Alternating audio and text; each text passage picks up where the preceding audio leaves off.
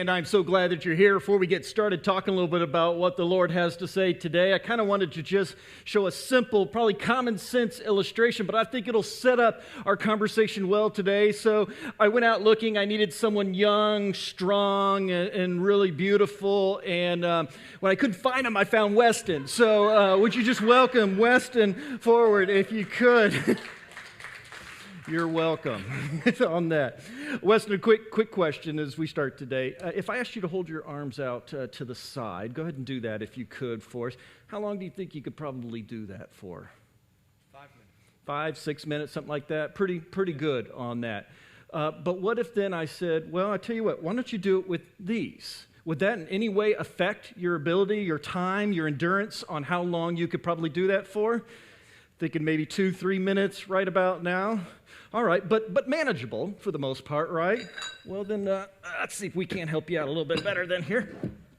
How about 2 of these?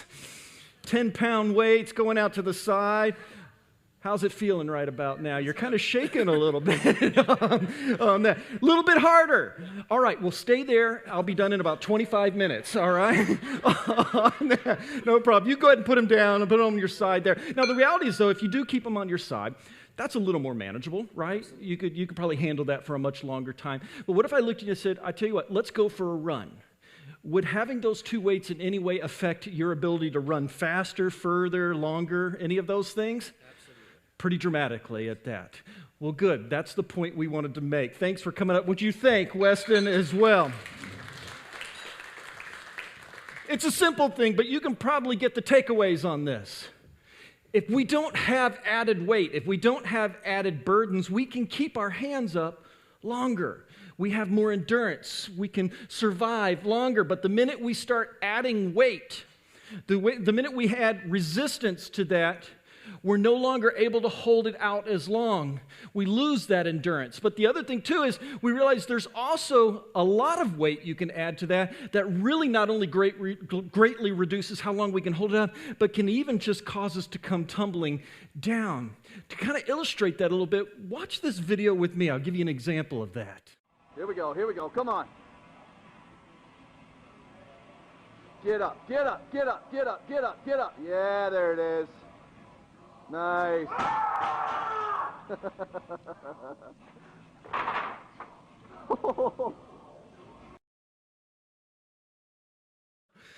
Oh, he got it up all right.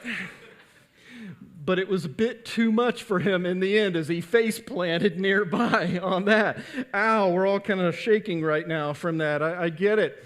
But there is, in life, there's only so much we can take. You can have too much of a burden. You can have too much of a weight in your life. We're going to talk about some of those things that burden us, weigh us down today.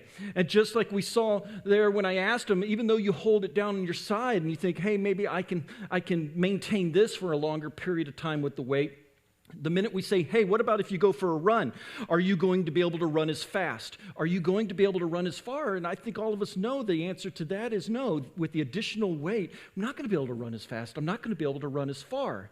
And so with that background and that understanding, suddenly then the verse in Hebrews chapter 12, verse 1 comes to life. I love this verse.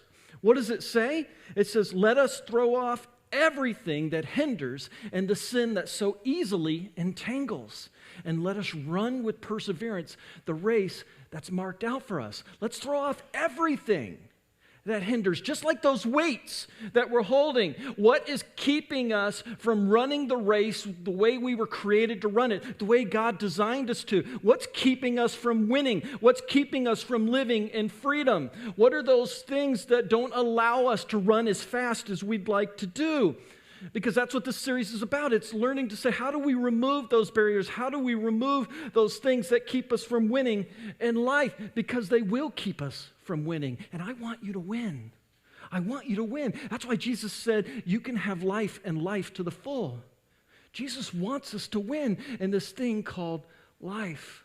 And that's what this series is about. But when we have too much weight, when we have too much burdens, we sometimes don't win. I'm reminded of a story about 2,500 years ago of Alexander the Great. Alexander the Great's army, they were a terror. Everywhere they went, they won battles and they won wars. There came a point where they had won many battles, many wars, but they came up against the Persian Empire. When they came up for the Persian Empire, suddenly they were losing for the first time ever. And Alexander the Great's looking around going, what's changed? What's different? Why now suddenly are we losing these battles? And he realized, looking out at his army, they had been winning battles along the way. And while they were winning battles along the way, they were also collecting plunder from where they had won, the spoils of war. Problem is they're the ones who had to carry it. So they were weighing themselves down with the plunder and with the rewards of winning those battles and winning the awards. But when they got to go face this new army, they were so burdened down by the weight of their plunder, they no longer could move as quickly as they used to. They couldn't maneuver the way they had before. They were suddenly losing. Alexander the Great made them throw all of their plunder into piles, and he burnt it, and they were infuriated with him. But guess what? They went out and they won the war.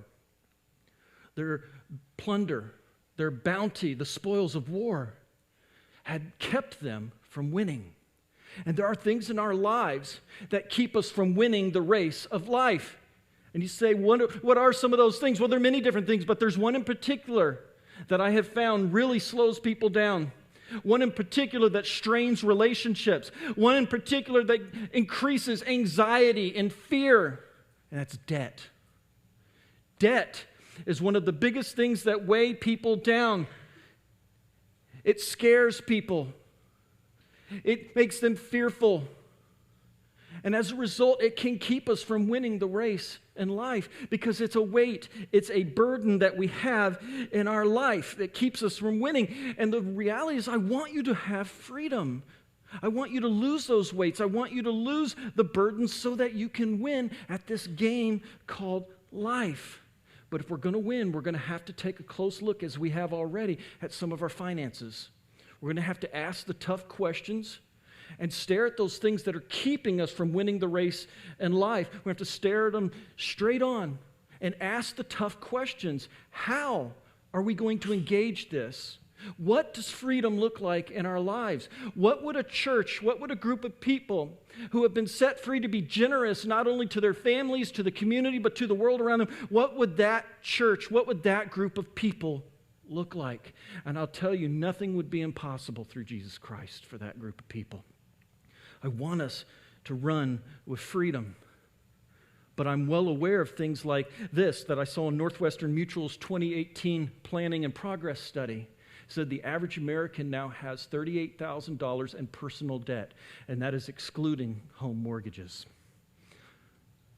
You say, well, what's personal debt? Well, it'd be credit cards, it'd be personal loans, it would be student loans, it would be medical bills, car loans.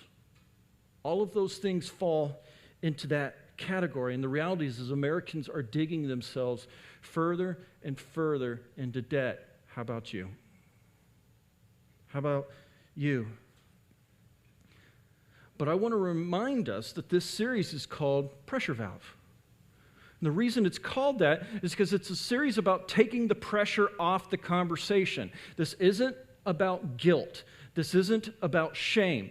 I'm not here to be your judge and make you feel bad. What I'm here is to champion and say, I want you to win. I want you to run the race in freedom. I want you to win in this thing. And so let's take the pressure and the guilt and the shame off of this conversation, because the reality is many people come into this debt thing from many different directions. Some because of bad decisions they made, but sometimes life just happens. Many people come to it for that way. I am the 23-year-old who got the $5,000 credit limit credit card and sent that thing right to the top. What did I buy? Beats me. I have no clue. No clue. But I had to pay it back. And I did. Learned my lesson pretty well. I am the husband who was in a hospital room when the doctor walked in and said, Jason, your wife is dying. She's dying from pneumonia.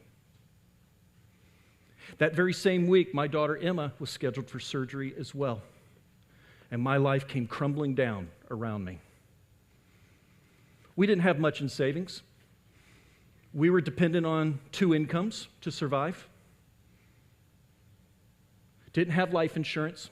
Didn't have a will. This just came out of nowhere. Didn't understand health insurance as well as I thought I did. Not all plans are the same, you know that?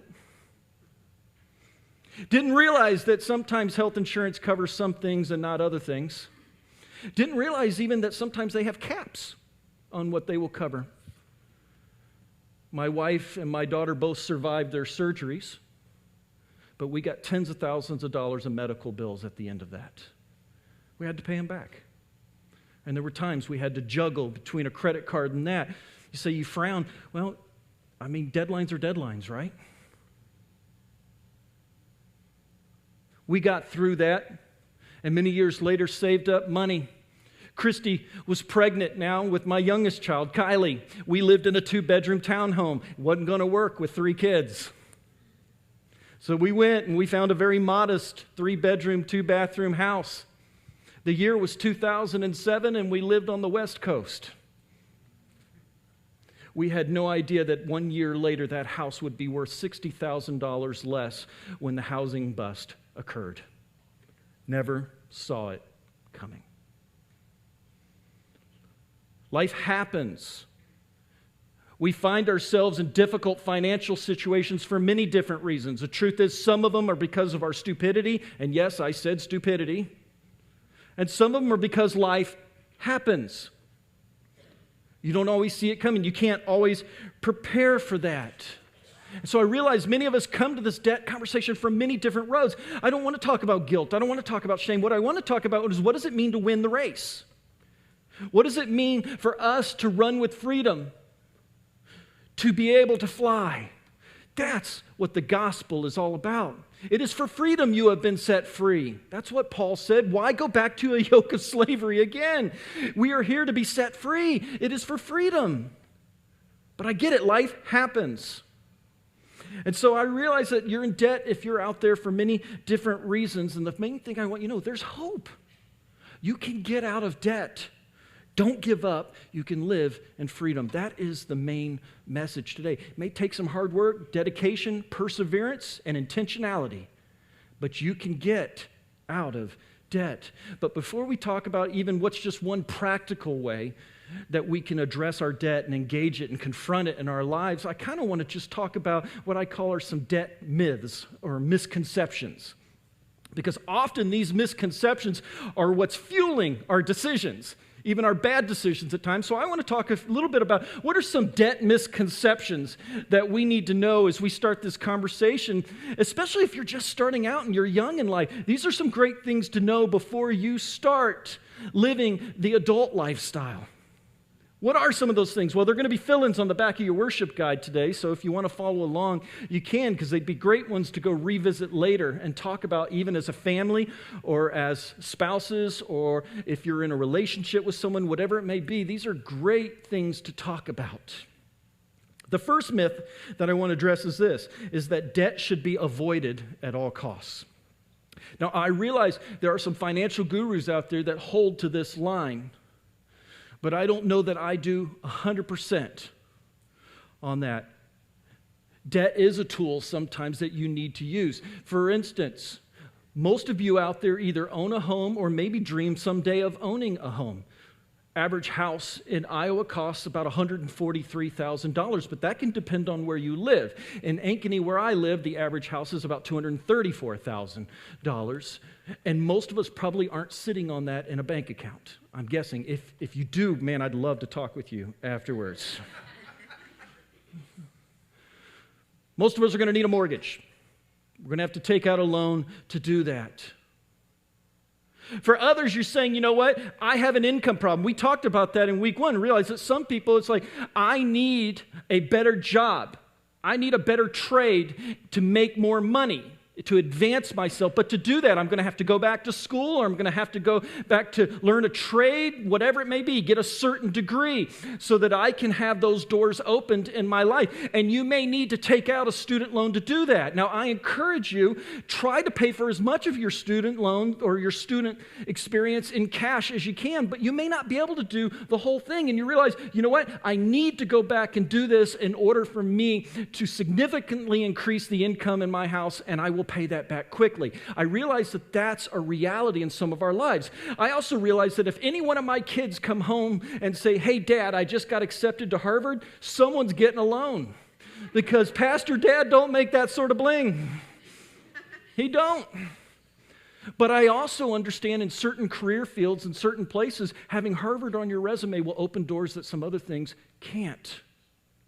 So I'd want to try to make that as possible for my child as I can. But we may have to get some assistance with that. It's not black and white. Many of you may not know, before I got into ministry, me and 3 other people, we owned a business in the Atlanta area. It went from 0 in sales to $2.5 million in sales in just 2 years. It exploded. We did very well. The problem is, when you explode like that, you have to buy new trucks, new employees, new supplies, and we tried to do all of that internally. In other words, we tried to use our own money, and as a result, none of us took paychecks home for like 3-4 months, which really, really will get your wife unexcited about what you do for a living. It will also increase anxiety in your house. It's just not a good quality of life. It also is fear in the organization because you're always just trying to juggle cash flow and what's going on. And the reality is we got these signed contracts to do what we need to do, but payment is probably not going to be 5 to 6 months because in the construction industry, they don't pay you right away. It takes time for that. So we've got to do the job now, getting paid later. All of that was weighing on us. And one of my clients, a very wealthy, successful client, finally took me aside one day and in his kind, loving way said, "You're an idiot. Jason, you're a young, fast-growing company. You're not going to be able to internally do this thing by yourself. You're going to need to get a small business loan. You're going to need some bridge loans." A shrewd business owner understands that there are some times that you need to weigh how much can I internally finance and will I need some external help during this time too, and put those into your costs when you do a bid. So I understand that there are times when these things are needed. It's a tool, and like any tool, it can be used properly or not used properly.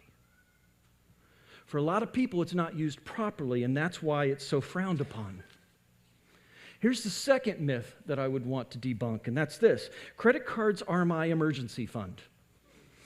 They are not your emergency fund. Your savings account is your emergency fund. And I would highly encourage you to have 5 to 6 months of operating cash sitting in there. That means, what does it take to survive in 1 month? That would be your rent or mortgage. That would be food. That would be utilities. Whatever those costs of just doing business in life, that needs to be sitting with 5 to 6 months worth sitting in a savings account. But I realize many of you don't, because I see the facts and figures that most Americans have almost nothing in their savings account. And what I would encourage you, step one, as a baby step, is to immediately put $1,000 into a rainy day fund. Why do we call it a rainy day fund? Well, it's interesting. Jesus told us a story once.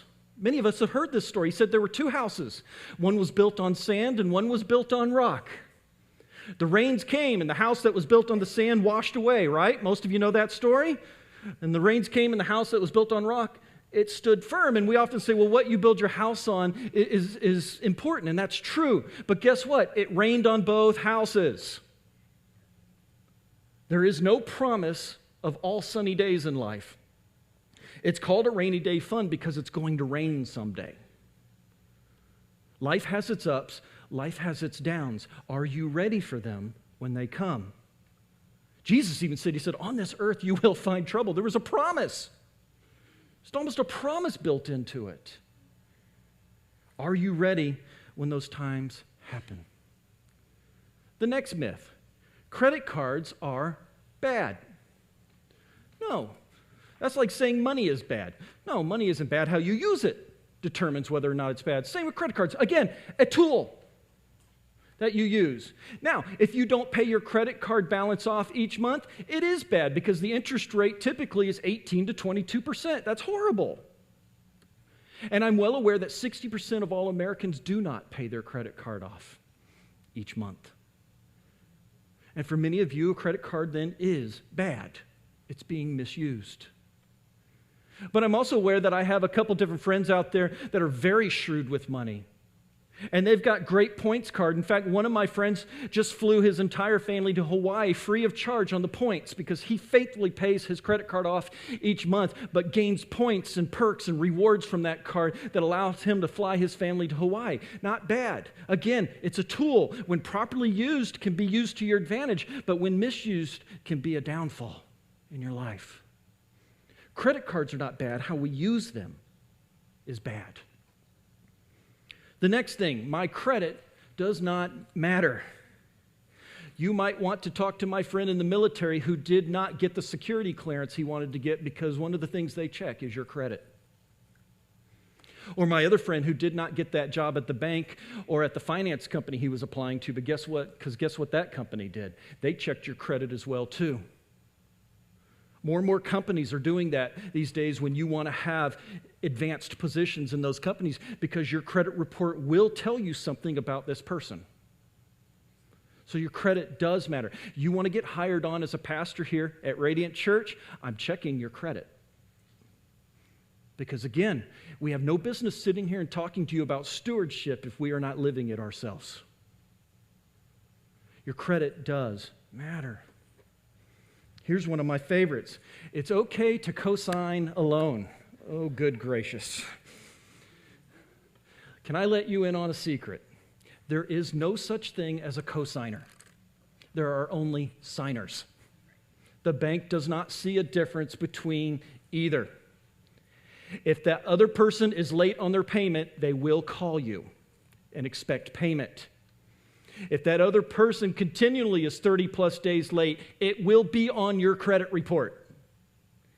If they have to repossess or take back that item and sell it at a loss, they will come looking for you to settle up on the loss. There is no such thing as a co-signer. I wish they'd stop using the word. It's just signers. And the reality is this. Banks want to give loans. Sorry, Aaron, you work for a bank. You want to give loans, right? It's one of the ways they make money off the finance charges. And so if the bank ran their algorithms and determined this person is too much of a risk to have this loan, why is that not a warning sign to you? I mean, if they didn't qualify when they want to give them a loan, you should be leery and cautious. Be careful. Don't co-sign loans. I had to have that tough talk with my son just in the last few months because I'm not co-signing his student loans either. You want to know one that gets people in a trap? It's co-signing student loans. Be careful. Here's the next one. Bankruptcy is your best option. Oh, good gracious, no. But so many people, this becomes their first option, and I want to caution you on that.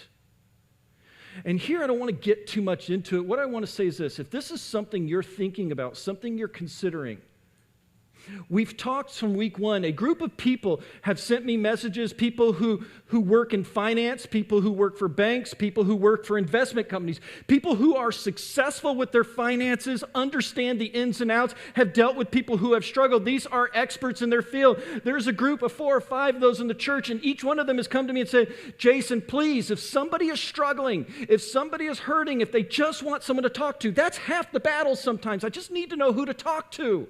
They are ready to talk to you. Last night, someone walked up to me after the service and said, I need to talk to one of them. Great, we're going to connect them.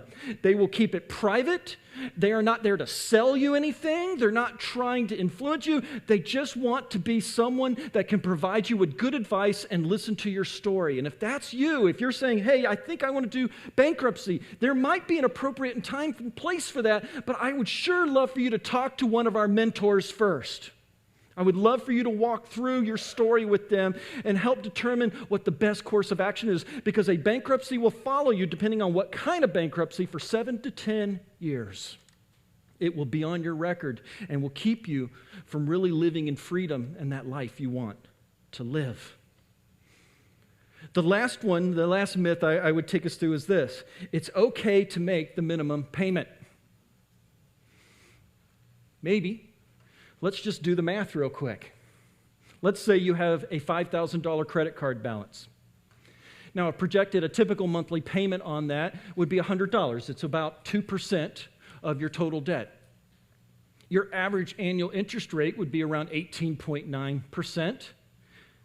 In these figures, it will take you 100 months, that's just over 8 years, to pay off the balance, and it will cost you $4,911 in interest. In other words, that $5,000 thing you bought will be $9,911. After 9 years, just how shiny is that brand new thing you bought? Probably not so shiny. And that's a lot of money to pay. That's almost double for what you bought. So making the minimum payment isn't always the best idea. It can be very expensive. It can be a burden. It can be a weight. Maybe some of these ring some bells. Maybe you've made some of these mistakes. Great, you're a room full of people who have. Like I said, we all come to this conversation from different directions with different ideas, different understandings, different circumstances. Now I just want to talk then real quick. What's one way then? Maybe you're struggling in debt. Maybe you feel like you're drowning and there's no way out, and it can feel that way sometimes. What's one easy tool that we can kind of do? There could be many out there, but this is one I have seen tens of thousands of people use, and it's very effective. If you ever talk with Dave Ramsey, he talks about this. He did not create it. It was long before he came around. It's called the debt snowball. And maybe you've heard about it before, but it's a very effective way to approach your debt. It's a very practical, hands-on thing that we can all learn together and wrap our arms around. If you've got another method, great. But this is the one that I've seen that has helped many, many people in life. You say, what is the debt snowball? Well, it starts by having a worksheet. And on that worksheet, you end up listing your debts. And what's important is that you need to list your debts from the smallest debt to the largest debt. And you need to list them in order as they get larger and larger and larger, so that the top of the list becomes your smallest debt and your bottom debt. So that's what we call step one. You list your debts in order from the smallest to the largest. And in this case, you even put the interest rates on there. Step two then is to begin paying off the first one. Now, you do that by making the minimum payments on all of them first, but then whatever money you have left over, because you take and say, we're going to invest this much money every month into this debt.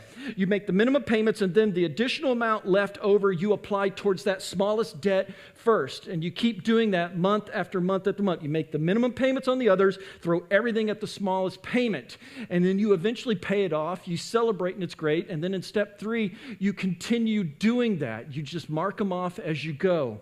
Now, I realize I went quickly, and you may be more confused now than we went into it. And so I just want to show you a video that I think will explain the debt snowball to you. And it will use the example of jelly beans. And I think you'll find this really rewarding. Watch this with me. Here's the debt snowball explained in jelly beans. Brought to you by Good Budget. Meet Jen and Mike. They're ready to get serious about tackling their debt so they can start saving up for other things that are more important to them, like a down payment on a house, retirement, and college for the kids. They've been paying the minimums on a credit card, 2 car loans, and a student loan for years. Here are each of their debts shown as jelly beans they have to eat up. They figured out that they can put a total of $1,000 each month toward paying off debt. That's like being allowed to eat 5 jelly beans at a time. But which should they eat first? They have to pay the minimums on all of their debts. They have to eat 1 jelly bean of each color. After paying the minimums on all their debts, they put the rest into their credit card debt, since that's the smallest. That means they still have space to eat 1 more jelly bean, so they eat a second yellow one. Once they finish the yellow ones, they'll start working on the next smallest pile and work their way up until they're all gone. Month 1, done. The next month, they start by paying the minimums on all of their debts. Again, they eat 1 jelly bean from each pile. They still have some cash left over, so they put the rest of it towards their smallest debt, the credit card. That means they'll eat 1 more yellow jelly bean from the credit card pile. In month 3, after they pay the minimums on everything, they're able to pay off the credit card. So now they've eaten all the yellow jelly beans from the pile. Yay! For the 4th month, they only have 3 loans left to pay on, which means they can put even more cash towards Jen's car loan. After they've removed 1 bean from each pile, they take 2 extra beans from the pile. Yum! They'll continue paying this way and knocking off each loan until they've paid off all their debt. And with a healthy dose of dedication and endurance, they'll be debt-free soon. And once they're done, they can celebrate. Hooray! And start saving toward a home, retirement, and college for the kids. Until then, Jen and Mike are tracking their debt payoff progress on their phones with Good Budget. Happy budgeting!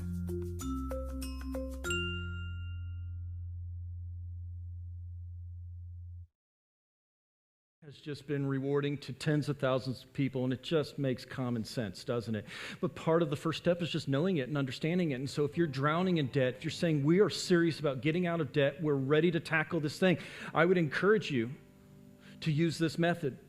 Again, I would encourage you to contact me or any of the other pastors and say, hey, I'd like to speak to one of your mentors, because even about using this, it would be great to be able to talk to somebody and walk through what that looks like. It's good to have accountability in life too. I know we don't love it, but it's good to have, isn't it? If you need to talk to one of those experts, I'd love to connect you. We've said mentoring, doing life one-on-one, and discipleship. This is a way of discipling. Our finances are something we have to be discipled on as well. It's not just our spiritual life, but come to find out your finances are directly connected to your spiritual life, like a lot of things in life.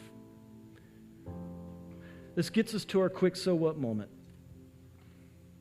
The key to winning any battle, any war, is to first identify the enemy. It's true in warfare, it's true in life. For too many people, that enemy is debt. It's burdening them, it's weighing them down, it's keeping them from winning in life. And all too often the question I get from someone is they'll come up and say, Pastor, is this a sin? Is what I'm doing sinful? I'll let you in on a little secret. I actually can't stand that question. Number one, I'm not your judge. But number two, it's almost like we're asking, how much can I get away with? What I'm really looking for is where's the line, and I just want to live as close to that line as I can without crossing over it and living with guilt. That's why I don't like that question. I don't love it when we ask. We go back to that verse we started with in Hebrews chapter 12, verse 1. What did it say? It says, let us throw off everything that hinders and the sin that so easily entangles, and let us run with perseverance the race marked out for us. Why do we run that race? We talked about this in the last series, and we keep talking about it. I want you to win. We run the race because we intend to win it. The goal is to win. I want you to win in life. I want you to live in freedom. I want you to experience that freedom of not having the weight and the burden and the fear and the anxiety in your life. You can do it. The question isn't, is this sinful? The question is, this thing I'm about to do, this thing I'm about to buy, this thing I'm about to say, will it help me win? Will this thing help me win in life? That's the right question. That's the one we have to wrestle with this week. This thing I'm about to buy, this thing I'm about to do, is this helping me win? That was why it was so important in week 1 we said set a goal.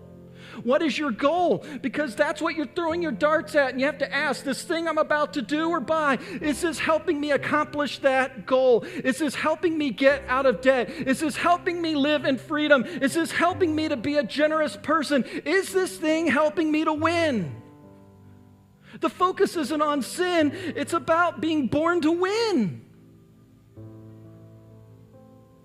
Are you winning? I want you to win. Oh man, I want you to win. I dream of a church that doesn't have the burdens and the weights keeping them down. I dream of you flying like an eagle. We can win. But if we're going to win, it's going to start by looking at our finances for some of us. It means we're going to have some serious conversations about debt in our lives. And we're going to have to make adjustments and make some decisions on what we say yes to and no to. Because we were born to win. Let's pray.